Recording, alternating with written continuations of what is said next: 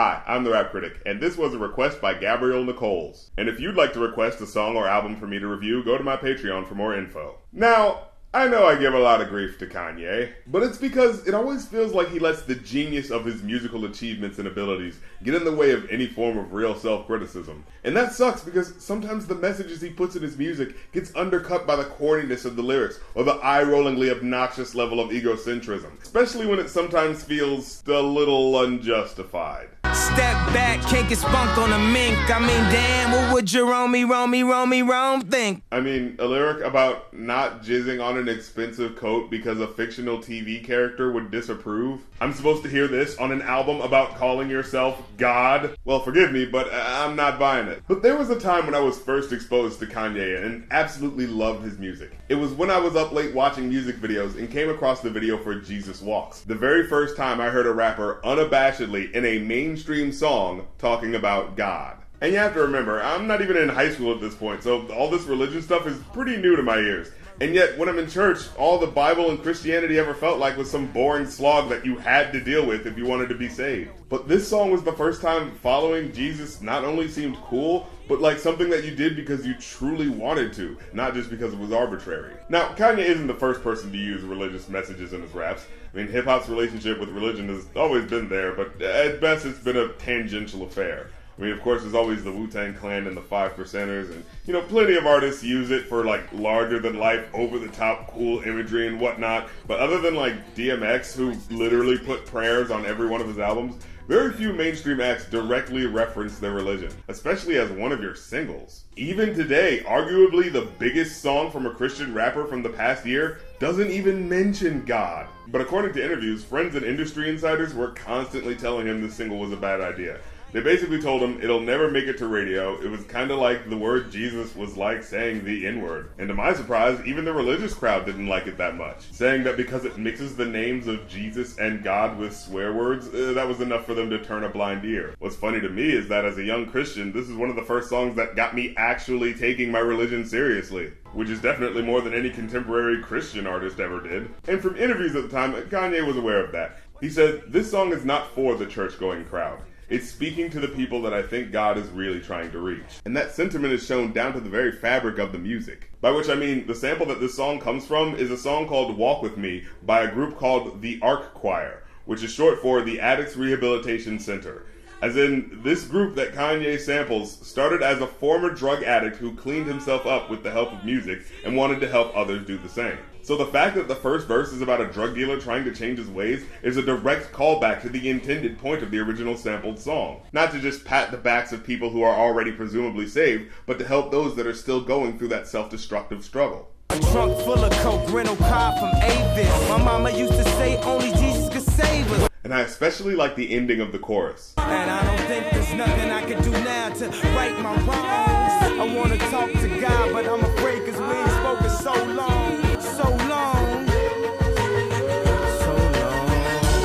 And how he remixes and twists the meanings of words. Because the "so long" at the end of the phrase, "we ain't spoken so long," originally at the end of that sentence is used as a reference to how he hasn't spoken to God in a long time. But then he transforms "so long" into a sung phrase, by itself divorced from the rest of the sentence, which transforms its meaning from a length of time into a version of saying goodbye. But whether he's saying so long to the life of redemption, or whether he's saying so long to the life of crime, is yet to be seen. You know what the Midwest is? Young and restless, but restless. Might snatch your necklace. Although I have to admit, the beginning of this verse was always kind of odd to me. The next thing might jack your Lexus. Somebody tell you who Kanye West is. Why does he keep saying it like that? Okay, so I looked it up, and this is apparently a sample of a Curtis Mayfield track. You remember Curtis Mayfield, right? Dude who did all those chilled-out blaxploitation movie soundtracks that were like funky but really low-key. Niggas! Whiteys! Jews! Well, that is more abrasive than I was expecting. Also, the sampled song is called "If There's a Hell Below, We're All Gonna Go."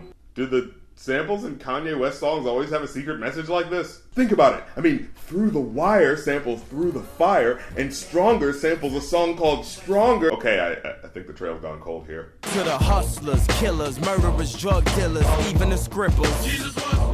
But anyways, I love the lyrics like this, because they remind us exactly why he's making this song, as an ode to Jesus Christ. a man who hung out with sinners and prostitutes and gamblers. I feel like we have the sanitized version of Jesus who never left the synagogue, but that's not even remotely true. He wanted us to reach out to the places where the quote-unquote good people aren't supposed to go, because those are the people who need God's word, not some goody two-shoes who's oh so sure that he's going to heaven and therefore looks down their nose at everyone else. So who's with me? Who wants to go to a strip club?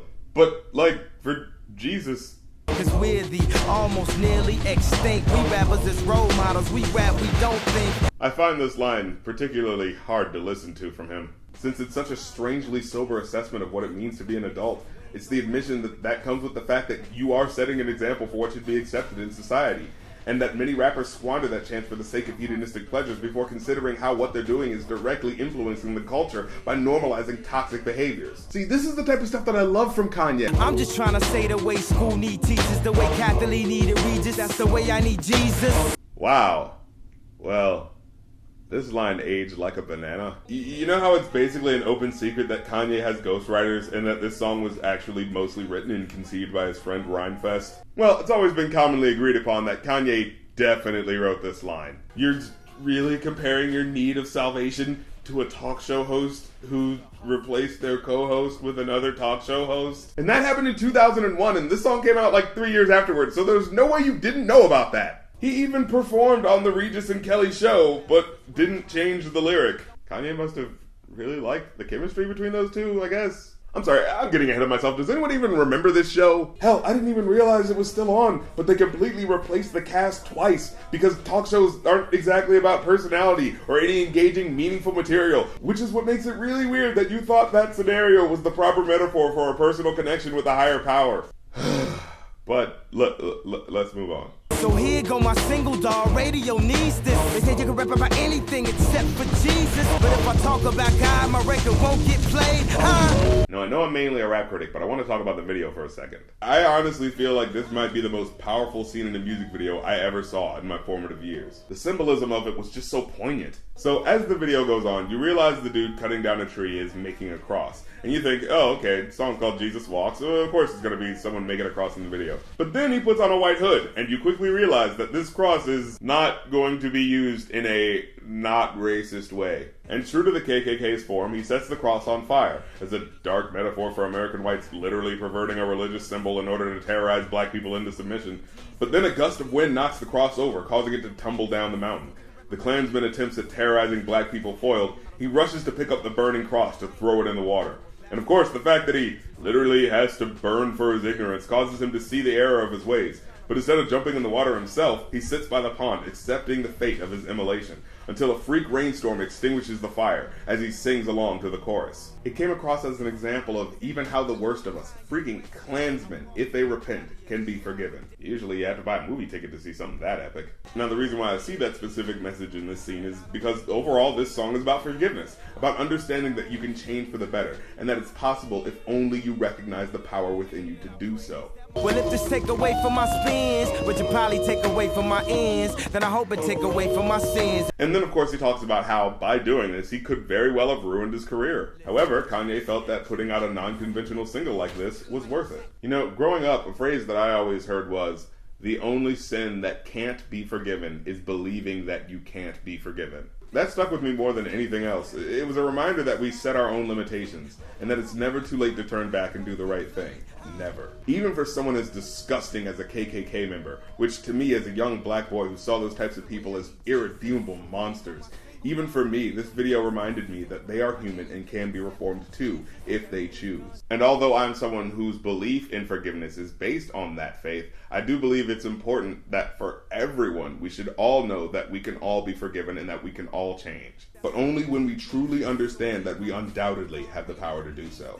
But overall, this is one of those rare 6 out of 5 songs, man. This is a certified classic. Call me biased, but I think the time and thought put into something so ambitious deserves its praise. The way Catholic needed Regis. Yes, even despite a line like that. And if you haven't heard it yet, College Dropout is also a classic album that deserves your attention. And because I know you're going to ask it, my feelings about the current Kanye can be heard on this week's Going Off podcast. Oh, and don't forget to check out my Rap Critic merch on Redbubble, and go to my Patreon if you want to see future episodes early. Thank you so much for watching, and I'll catch you later.